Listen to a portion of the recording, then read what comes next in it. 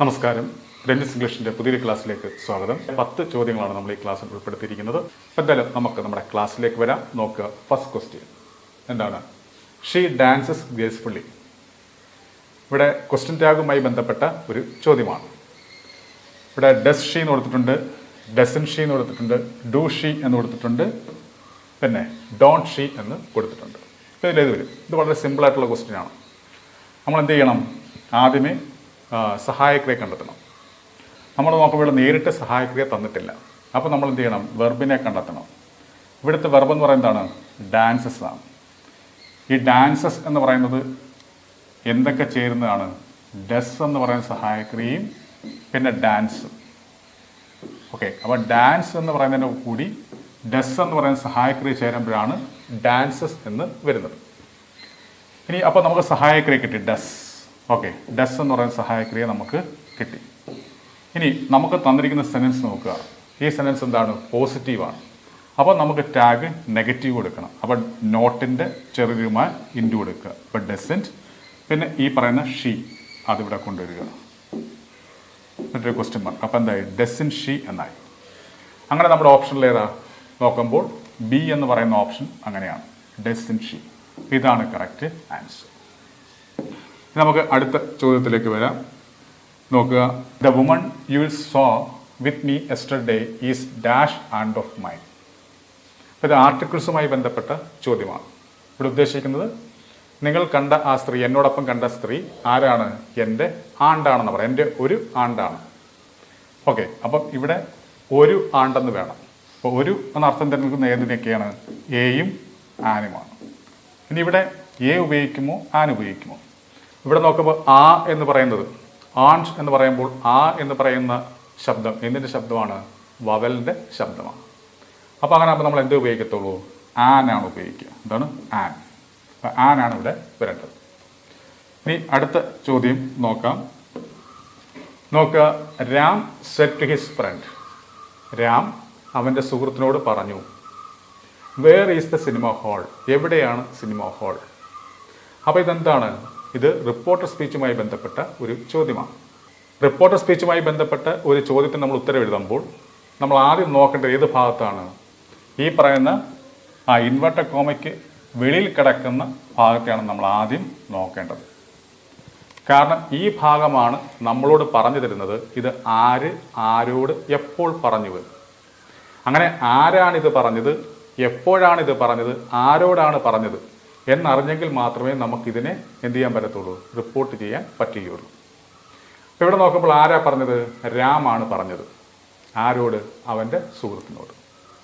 ഇനി ആ പറഞ്ഞ കാര്യം എന്താണ്? Where is the cinema hall? എവിടെയാണ് ആ സിനിമ ഹാൾ എന്നാണ്. അപ്പോൾ ഇതെന്താണ്? ഒരു ചോദ്യമാണ്. അവൻ്റെ ചോദ്യമാണ് ചോദിച്ചത്. അങ്ങനെ ചോദ്യം ചോദിച്ചത് കൊണ്ട് നമ്മൾ എന്ത് ചെയ്യണം? ഈ സെറ്റുവിനെ മാറ്റി നമ്മൾ എന്താക്കണം? ആസ്ക്ഡ് എന്നാക്കണം. അപ്പോൾ അങ്ങനെ വരും, രാം ആസ്ക്ഡ് ഹിസ് ഫ്രണ്ട് എന്ന് വരും. ഇനി നമുക്കിതിനെ റിപ്പോർട്ട് ചെയ്യാം. നോക്കുമ്പോൾ ഇതെന്താണ്? ഒരു ചോദ്യവാക്കിൽ തുടങ്ങിയിരിക്കുന്ന ചോദ്യവാക്യമാണ്. അങ്ങനെ ഒരു സെൻറ്റൻസ് വരുമ്പോൾ നമ്മൾ എന്ത് ചെയ്യണം? ആ ചോദ്യവാക്ക് അതുപോലെ എടുത്ത് ആൻസറിൽ എഴുതണം. ഇപ്പോൾ വേർ. അങ്ങനെ എഴുതിയതിന് ശേഷം ബാക്കിയുള്ളവയെ, അതായത് ഈസ് ദ സിനിമ ഹാൾ എന്ന് പറഞ്ഞ് ഈ ബാക്കിയുള്ളവയെ നമ്മൾ എന്ത് ചെയ്യണം? സ്റ്റേറ്റ്മെൻറ്റ് രൂപത്തിലേക്ക് മാറ്റണം. എന്നിട്ട് റിപ്പോർട്ട് ചെയ്യണം. അപ്പോൾ ഇതിനെ നമുക്ക് ഈസ് ദ സിനിമ ഹാൾ എന്നുള്ളതിനെ നമുക്ക് എങ്ങനെ സ്റ്റേറ്റ്മെൻറ്റ് രൂപത്തിലേക്ക് മാറ്റാം? ദ സിനിമ ഹാൾ ഈസ് എന്ന് എഴുതണം. അങ്ങനെ ആക്കുമ്പോൾ അത് സ്റ്റേറ്റ്മെൻറ്റ് രൂപത്തിലേക്ക് മാറും. ഇനി അതിനെ നമ്മൾ റിപ്പോർട്ട് ചെയ്യണം. നമുക്ക് എങ്ങനെ ചെയ്യാം? ദ സിനിമ ഹാൾ എഴുതുക. എന്നിട്ട് ഈ ഈസിനെ നമ്മൾ എന്ത് ചെയ്യണം? വാസാക്കി മാറ്റണം. കാരണം എന്താ? ഈ പറഞ്ഞത് കഴിഞ്ഞ കാലത്താണ്, പാസ്റ്റ് ടെൻസിലാണ് പറഞ്ഞത്. കാരണം ഇവിടെ സെഡ് എന്ന് വന്നു. അങ്ങനെ സെഡ് എന്ന് വന്നു കഴിഞ്ഞാൽ നമുക്ക് ഈ ഡയറക്റ്റ് സ്പീച്ചിലെ ടെൻസ് ഫോം മാറ്റണം. അത് പാസ്റ്റ് ടെൻസിലേക്ക് മാറ്റണം. അപ്പോൾ ഈസ് വാസായി വരും. അപ്പോൾ അങ്ങനെ ആകുമ്പോൾ നമ്മുടെ ആൻസർ എങ്ങനെ ആയിരിക്കും? Ram asked his friend where the cinema hall was എന്ന് വരും. അങ്ങനെ വന്നിരിക്കുന്ന ഓപ്ഷൻസ് വല്ലതും ഉണ്ടോ എന്ന് നോക്കുക. നോക്കുമ്പോൾ Ram asked his friend where the cinema hall is എന്ന് തന്നെ ഇവിടെ വന്നിരിക്കുന്നത്. അപ്പോൾ അത് തെറ്റാണ്. ഇനി അടുത്ത് നമുക്ക് നോക്കാം. Ram asked his friend where the cinema hall was. അപ്പോൾ ഇത് കറക്റ്റാണ്. ഇതാണ് ശരിയായിട്ടുള്ള ആൻസർ. ബാക്കിയുള്ളടത്ത് ഹാഡ് ബീൻ വന്നിട്ടുണ്ട്, ഇവിടെ വുഡ് ബീൻ വന്നിട്ടുണ്ട്. അത് തെറ്റാണ്. അപ്പോൾ നമ്മുടെ കറക്റ്റ് ആൻസർ ഈ ബി എന്ന് പറയുന്ന ഓപ്ഷനാണ്. ഓക്കെ, ഇനി അടുത്ത ചോദ്യം നോക്കുക. The factory waste had polluted the river, change into passive form. അതിനെ പാസീവ് വോയിസിലേക്ക്, പാസീവ് ഫോമിലേക്ക് മാറ്റാനാണ് പറഞ്ഞിരിക്കുന്നത്. നോക്കുക, the river had polluted the factory waste, the river had been polluted by the factory waste, the river has been polluted with the factory waste, none of these ഇങ്ങനെ കൊടുത്തിട്ടുണ്ട്. അപ്പോൾ നമുക്കറിയാം എന്താണ് പാസീവ് വോയിസ് എന്ന് പറയുന്നത് എന്തിന് പ്രാധാന്യം കൊടുക്കുന്നതാണ്? ഒബ്ജക്റ്റിന് പ്രാധാന്യം കൊടുക്കുന്നതാണ്. അപ്പോൾ നമുക്കിതിനകത്ത് ഒബ്ജക്റ്റിനെ കണ്ടെത്തണം. ഇവിടെ നോക്കുമ്പോൾ ദ ഫാക്ടറി വേസ്റ്റ് എന്ന് പറയുന്നത് ഇവിടുത്തെ സബ്ജക്റ്റാണ്. ഓക്കെ, പിന്നെ ഹാഡ് പൊല്യൂട്ടഡ് എന്ന് പറയുന്നത് ഇവിടുത്തെ വെർബാണ്. ദ റിവർ ആണ് ഇവിടുത്തെ ഒബ്ജക്റ്റ്.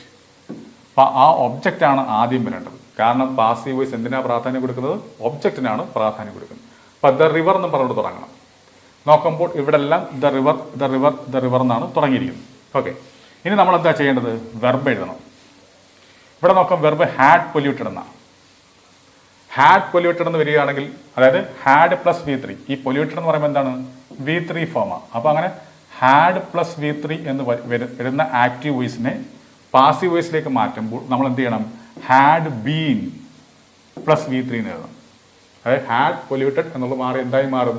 ഹാഡ് ബീൻ പൊല്യൂട്ടഡ് എന്നായി മാറും. അതായത് ഈ ഹാഡിൻ്റെയും V3യുടെ ഇടയ്ക്ക് നമ്മളൊരു ബീൻ എന്ന് എഴുതി ചേർക്കണം. അപ്പോൾ ഹാഡ് ബീൻ പൊല്യൂട്ടഡ് എന്നാവും. അപ്പോൾ അങ്ങനെ വരും, the river had been polluted. പിന്നെ by plus subject, by the factory waste. അങ്ങനെ ആദ്യമേ നമുക്ക് നോക്കാം നമ്മുടെ വെർബ് ഹാഡ് ബീൻ ആയിട്ടുള്ളതുണ്ടോ എന്ന് നോക്കുക. നോക്കുമ്പോൾ ഇവിടെ ഹാഡ് പൊല്യൂട്ടഡ് എന്നാണ് വന്നിരിക്കുന്നത്, അത് തെറ്റാണ്. ഇവിടെ നമ്മൾ ഹാഡ് ബീൻ പൊല്യൂട്ടഡ്, അപ്പോൾ നമുക്ക് ഇതിനെ പരിഗണിക്കാം. ഇവിടെ നമ്മൾ ഹാസ് ബീനാണ് വന്നിരിക്കുന്നത്, അത് തെറ്റാണ്. ഓക്കെ, അപ്പം നമുക്ക് ആൻസർ കിട്ടി. ഏതാണ്? The river had been polluted by the factory waste. ഇതാണ് കറക്റ്റ് ആൻസർ. ഇനി അടുത്ത ചോദ്യം നോക്കുക. If I had won the game I dash a party. അപ്പോൾ ഇത് ഇഫ് ക്ലോസുമായി ബന്ധപ്പെട്ട ഒരു ചോദ്യമാണ്. ഇവിടെ നോക്കുക, ഇവിടുത്തെ if close if I had one ആണ് വന്നിരിക്കുന്നത്. അങ്ങനെ ആകുമ്പോൾ ഹാഡ് പ്ലസ് V3 ആണ് വന്നിരിക്കുന്നത്. അപ്പോൾ അത് ഏത് ടെൻസാണ്? പാസ്റ്റ് പെർഫെക്റ്റ് ആണ്. അപ്പോൾ നമ്മുടെ ഇഫ് ക്ലോസ് ഏത് ടെൻസിലാണ്? പാസ്റ്റ് പെർഫെക്റ്റിലാണ്. അപ്പോൾ നമ്മുടെ ഇഫ് ക്ലോസ് പാസ്റ്റ് പെർഫെക്റ്റ് ആണെങ്കിൽ തുടർന്ന് വരേണ്ട മെയിൻ ക്ലോസിലെ വെർബ് ഫോം എങ്ങനെയായിരിക്കണം? വുഡ് ഹാവ് അല്ലെങ്കിൽ ഷുഡ് ഹാവ് അല്ലെങ്കിൽ മൈറ്റ് ഹാവ് പ്ലസ് V3 എന്ന രീതിയിൽ വരണം. അപ്പോൾ അങ്ങനെയുള്ള എന്തെങ്കിലും ഉണ്ടോ എന്ന് നോക്കുക. നോക്കുമ്പോൾ would have given, would have plus V3. അപ്പോൾ ഇതാണ് കറക്റ്റ് ആൻസർ. അപ്പോൾ അങ്ങനെ വരും, if I had won the game I would have given you a party എന്ന് വരും. അപ്പോൾ ഇതാണ് കറക്റ്റ് ആൻസർ. ഇനി അടുത്ത ചോദ്യം നമുക്ക് നോക്കാം. I dash never dash to Simla. ഇവിടെ ഉദ്ദേശിക്കുന്നത് ഞാൻ ഒരിക്കൽ പോലും സിംലയിൽ പോയിട്ടില്ല എന്നാണ്, സന്ദർശിച്ചിട്ടില്ലെന്നാണ് വന്നിരിക്കുന്നത്. നമുക്കറിയാം സന്ദർശിക്കുക എന്നുള്ളത് ഇംഗ്ലീഷ് എന്താണ്? വിസിറ്റ് ആണ്. എന്താണ്? വിസിറ്റ്. സന്ദർശിച്ചു എന്ന് പറയുമ്പോൾ വിസിറ്റഡ് നമുക്ക് പറയാം. ഓക്കെ, ഈ വിസിറ്റഡ് എന്ന് പറയുന്നതിന് പകരം നമുക്ക് എങ്ങനെ പറയാം? ഹാവ് ബീൻ അല്ലെങ്കിൽ ഹാസ് ബീൻ അല്ലെങ്കിൽ ഹാഡ് ബീൻ. അതിനുശേഷം നമ്മൾ എന്ത് ചെയ്യുക? ടു എന്ന് പറയുന്ന പ്രിപ്പോസിഷൻ എഴുതുക. എന്നിട്ട് അതിനുശേഷം ഏത് സ്ഥലമാണോ ആ പ്ലേസ് ഇവിടെ സൂചിപ്പിക്കുക. ഇങ്ങനെ പറയുമ്പോഴും അതിൻ്റെ അർത്ഥം എന്തായിരിക്കും? സന്ദർശിച്ചിട്ടുണ്ട് അല്ലെങ്കിൽ സന്ദർശിച്ചിട്ടുണ്ടായിരുന്നു എന്ന് വരും. ഹാഡ് ബീൻ വരുമ്പോൾ സന്ദർശിച്ചിട്ടുണ്ടായിരുന്നു, വിദൂര ഭൂതകാലം. എന്നാൽ have been has been to ആ സ്ഥലം പറയുകയാണെങ്കിൽ സന്ദർശിച്ചിട്ടുണ്ട്, അത് പ്രസന്റ് പെർഫെക്റ്റ് ആണ്. ഓക്കെ, എന്നുവെച്ചാൽ അതിനിപ്പോഴും റെലവൻസ് ഉണ്ടെന്നാണ് ഉദ്ദേശിക്കുന്നത്. അപ്പോൾ അങ്ങനെ സന്ദർശിച്ചിട്ടുണ്ട് എന്ന് പറയണമെങ്കിൽ ഹാവ് ബീൻ അല്ലെങ്കിൽ has been plus two plus ഏത്? നമ്മുടെ സ്ഥലം. ഇനി അവിടെ താമസിച്ചിട്ടുണ്ട്, ഏതെങ്കിലും ഒരു സ്ഥലത്ത് താമസിച്ചിട്ടുണ്ട് എന്ന് പറയണമെങ്കിൽ, ഇപ്പം ഞാൻ എന്താണ് USA താമസിച്ചിട്ടുണ്ട് അല്ലെങ്കിൽ അവിടെ കുറേ നാൾ ഞാൻ താമസിച്ചിട്ടുണ്ടായിരുന്നു എന്നൊക്കെ പറയണമെങ്കിൽ നമ്മൾ എന്ത് ചെയ്താൽ മതി? ഈ ടൂവിനെ മാറ്റി നമ്മൾ ഇന്നെന്നാക്കണം.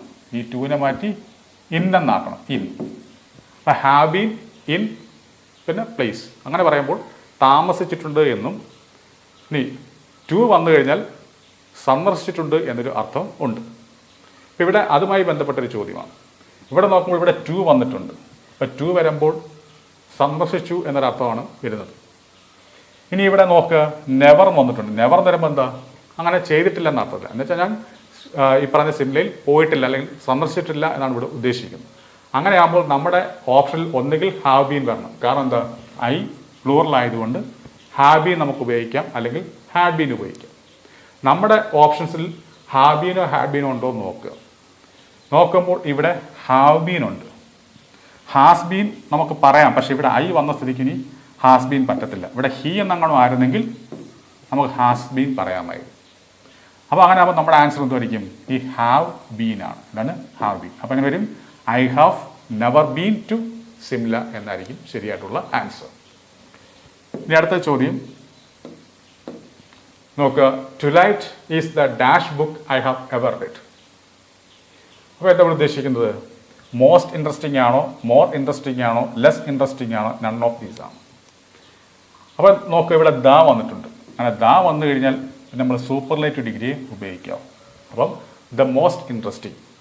പക്ഷേ ചില സന്ദർഭങ്ങളിൽ നമ്മൾ കമ്പാരിറ്റീവ് ഡിഗ്രി ഉപയോഗിക്കും. എന്താ, രണ്ട് കാര്യങ്ങളെക്കുറിച്ച് വല്ലതും പറയുന്നുണ്ടെങ്കിൽ, അങ്ങനെ രണ്ട് ഐറ്റത്തെക്കുറിച്ചോ രണ്ട് കാര്യങ്ങളെക്കുറിച്ച് പറയുന്നെങ്കിൽ ദാ വരുന്ന സാഹചര്യങ്ങളിൽ നമ്മൾ എന്ത് ഉപയോഗിക്കും, കമ്പാരിറ്റീവ് ഡിഗ്രി ഉപയോഗിക്കും. എന്നാൽ ഇവിടെ അങ്ങനെ രണ്ട് കാര്യത്തെക്കുറിച്ചൊന്നും പറയുന്നില്ല, ഈ ഒറ്റ ബുക്കിനെ കുറിച്ച് മാത്രമേ പറയുന്നുള്ളൂ. അപ്പോൾ നമുക്ക് ധൈര്യമായിട്ട് സൂപ്പർലേറ്റീവ് ഡിഗ്രി ഉപയോഗിക്കാം, മോസ്റ്റ് ഇൻട്രസ്റ്റിംഗ്. അപ്പോൾ ഇതാണ് കറക്റ്റ് ആൻസർ. ഇനി അടുത്ത ചോദ്യം നോക്കുക, pick out the adverb from the following sentence. ഇവിടെ തന്നിരിക്കുന്ന സെന്റൻസിലെ ആഡ്വർബാണ് ചോദിച്ചിരിക്കുന്നത്. നമുക്കറിയാം ആഡ്വർബ് എന്താണ്, ക്രിയയെ വിശേഷിപ്പിക്കുന്നത്. ഓക്കെ, വെർബിനെ വിശേഷിപ്പിക്കുന്നതാണ് ആഡ്വർബ്. അപ്പോൾ ഇത് പാർട്സ് ഓഫ് സ്പീച്ചുമായി ബന്ധപ്പെട്ടൊരു ചോദ്യമാണ്. നമുക്ക് നോക്കാം, ശ്രേയ എന്ന് പറയുമ്പോൾ ഇവിടുത്തെ സബ്ജക്റ്റാണ്, അതായത് നൗണാണ്. ഈ സെൻറ്റൻസിലെ നൗണാണ് ശ്രേയ. സാങ് എന്ന് പറയുമ്പോൾ വെർബാണ്. മെലോഡിയസ്ലി എന്ന് പറയുമ്പോൾ ഈ വെർബിനെ വിശേഷിപ്പിക്കുന്നത്. അപ്പോൾ എന്താണ്, ആഡ്വർബ്. അപ്പോൾ അങ്ങനെ വരുമ്പോൾ നമുക്ക് ആഡ്വർബാണ് വേണ്ടുന്നത്. അപ്പോൾ മെലോഡിയസ്ലി ആണ്. ഇതാണ് കറക്റ്റ് ആൻസർ. ബി എന്ന് പറയുന്ന ഓപ്ഷനാണ് ശരിയായിട്ടുള്ള ആൻസർ. ഇനി അടുത്ത ചോദ്യം നോക്കുക, she has been waiting here dash 6 o'clock. അപ്പോൾ ഹാസ് ബീൻ വെയിറ്റിംഗ്, അതായത് has been plus verb plus ING അങ്ങനെ വരുന്നിടത്ത് ഏതെങ്കിലും ഒരു പോയിന്റ് ഓഫ് ടൈമിനെ കുറിച്ച് പറയുന്നുവെങ്കിൽ അതിൻ്റെ തൊട്ട് മുമ്പ് നമ്മൾ എന്താണ് ഉപയോഗിക്കേണ്ടത്, സിൻസ് ആണ് ഉപയോഗിക്കേണ്ടത്. എന്നാൽ ഇവിടെ പീരീഡ് ഓഫ് ടൈം ആയിരുന്നെങ്കിൽ, ഒരു കാലയളവായിരുന്നെങ്കിൽ നമുക്കെന്ത് ഉപയോഗിക്കാം, ഫോർ ഉപയോഗിക്കാം. ഇവിടെ 6 o'clock എന്ന് പറയുമ്പോൾ ഒരു കൃത്യസമയമാണ്, അതുകൊണ്ട് നമുക്ക് സിൻസ് ഉപയോഗിക്കാം. എന്നാൽ 6 hours എന്നായിരുന്നെങ്കിലോ, 6 മണിക്കൂർ എന്നായിരുന്നെങ്കിൽ നമുക്ക് 4 ഉപയോഗിക്കാമായിരുന്നു. അപ്പോൾ ഇത് കൃത്യസമയമാണ് 6 o'clock, അതുകൊണ്ട് നമുക്കിവിടെ സിൻസ് ഉപയോഗിക്കാം. അപ്പോൾ സിൻസ് ആണ് കറക്റ്റ് ആൻസർ. ഇനി അടുത്ത ചോദ്യം, the principal has invited all of dash for a dinner tonight. അപ്പോൾ നോക്കാം, ആൾ ഓഫ് അല്ലെങ്കിൽ സം ഓഫ്, നൺ ഓഫ് എന്നൊക്കെ രീതി വരുമ്പോൾ ആ ഓഫിന് ശേഷം നമ്മൾ എപ്പോഴും ഒബ്ജക്റ്റ് രൂപമേ ഉപയോഗിക്കാവൂ. അപ്പോൾ ഇതിനകത്ത് ഒബ്ജക്റ്റ് രൂപമായിട്ട് വന്നിരിക്കുന്ന ഏതാ, ഈ അസ് ആണ്. ഇതാണ് കറക്റ്റ് ആൻസർ. അപ്പോൾ ഇത്രയും ചോദ്യങ്ങളാണ് നമ്മൾ ഈ ക്ലാസ്സിൽ നോക്കിയത്. ഈ ക്ലാസ് നിങ്ങൾക്ക് ഇഷ്ടപ്പെട്ടെങ്കിൽ തീർച്ചയായും ലൈക്ക് ചെയ്യുക, ഷെയർ ചെയ്യുക. അപ്പോൾ എല്ലാവർക്കും നല്ലൊരു വിജയം ആശംസിച്ചുകൊണ്ട് നിർത്തുന്നു. നന്ദി, നമസ്കാരം.